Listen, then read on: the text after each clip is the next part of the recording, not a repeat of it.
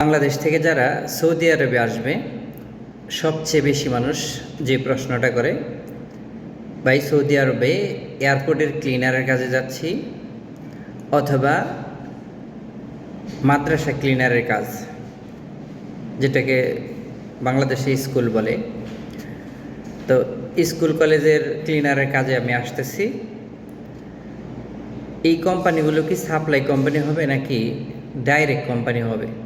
এই প্রশ্নটা অনেকেই করে এবং কমেন্টসও করে অনেকেই। তো ভিডিওটা একটু প্রশ্নের উত্তরের মতোই ভিডিও। তো আশা করি যে যেখান থেকে দেখতেছেন একটু ভিডিওটা শেয়ার করে দিবেন, এটা অনেকের উপকারে আসবে আর কি। তো আসলে যারা এই ক্লিনারের কাজে সৌদি আরবে আসতেছেন, আপনি এয়ারপোর্টের ক্লিনারে আসেন আর মসজিদ মাদ্রাসা ক্লিনারের কাজে আসেন, অথবা যে বলদিয়া ক্লিনার আছে সৌদি আরবে, যেটা পপুলার, যেটা সবাই চিনে আর কি, যে কাজটা বলদিয়া ক্লিনারের কাজ। তো এই কাজেও যদি আপনি আসেন, তো কোম্পানিটা হবে আপনার সাপ্লাই কোম্পানি। সাপ্লাই এখন আপনাকে বলে দিই কেন সাপ্লাই বলতেছি আমি। এখন যেখানে এয়ারপোর্ট, তো এয়ারপোর্ট কিন্তু আপনার সরকারি, তো আপনাকে সরকার কিন্তু ভিসা দিয়ে বাংলাদেশ থেকে নিয়ে আসবে না। তো বাংলাদেশের এয়ারপোর্টেও দেখবেন যে বিভিন্ন কোম্পানি কিন্তু এই প্রজেক্টগুলো নিয়ে নিছে।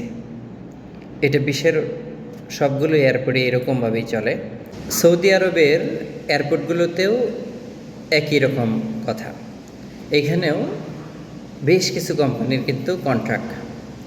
তো এই যে সাপ্লাই কোম্পানিটা বললাম, তো এই কোম্পানিটা আপনি যদি মনে করেন যে এটা আপনার জন্য ডাইরেক্ট কোম্পানি, তাহলে ডাইরেক্ট। আর যদি আপনি ধরে নেন সাপ্লাই, তাহলে সাপ্লাই। তো সাপ্লাই কোন হিসেবে আমি আপনাকে বলতেছি। তো এই যে কোম্পানিটা এখানে এয়ারপোর্ট থেকে উনি কন্ট্রাক্ট নিছে, হয়তো 2 বছর 5 বছর এরকম একটা কন্ট্রাক্ট নিছে। একটা কোম্পানির নামই বলি, ধরেন সৌদি আরবের ইনিশিয়াল কোম্পানি, যেমন কিং খালেদ ইন্টারন্যাশনাল এয়ারপোর্টে ওনারা কাজ করে। তো আরও কোম্পানি আছে, শুধু যে ইনিশিয়াল একটা কোম্পানি কাজ করে তা কিন্তু না। তো এই ইনিশিয়াল কোম্পানিটা কিন্তু একটা সাপ্লাই কোম্পানি। সে সৌদি আরবের এরকম সরকারি যত প্রজেক্টগুলো আছে এইখানেও লুক দিচ্ছে, এবং কি বেসরকারি যে প্রজেক্ট আছে সেইখানেও লুক দিচ্ছে, এবং আরও অনেক বিভিন্ন জায়গায় সে লুকগুলো দিচ্ছে। তো আবার পরিশেষে কী করতেছে এই কোম্পানি, যে জায়গায় লুকগুলো দিচ্ছে ওইখান থেকে তার সার্ভিসে ওনার গাড়ি দিয়ে, ওনার বাস দিয়ে ওই লুকগুলোকে তার অ্যাকোমোডেশনে, মানে তার ভিলায় নিয়ে আসতেছে। তো সেই ক্ষেত্রে যদি আপনি বিবেচনা করেন, তাহলে এই কোম্পানি কিন্তু আপনার জন্য ডাইরেক্ট। কারণ দিন শেষে আপনি আপনার কোম্পানিতে ফিরে যাচ্ছেন, কোম্পানিতেই থাকতেছেন। কোম্পানি কাজের জন্য আপনাকে কাজের গন্তব্যস্থানে পৌঁছে দিচ্ছে, আবার নিয়ে আসতেছে। তো একটা ডাইরেক্ট কোম্পানিতে আসলে আপনার জন্য কি হয়, ডাইরেক্ট কোম্পানির রেস্টুরেন্টে গিয়ে কাজ করেন, আবার ওই ডাইরেক্ট কোম্পানির যে ভিলা থাকে ওই ভিলাতে গিয়েই থাকেন, রুমে থাকেন। তো ইনিশিয়াল একই বিষয়টা একই। উনি এয়ারপোর্টে ওনার কন্ট্রাক্ট নিছে 5 বছর 10 বছর, তো আপনাকে দিয়ে 2 বছরের কন্ট্রাক্ট করে বাংলাদেশ থেকে নিয়ে আসছে, আপনাকে নিয়ে কাজ করাইতেছে। আবার পরিশেষে আপনাকে কিন্তু ওনার ভিলাতে ফেরত নিয়ে যাচ্ছে।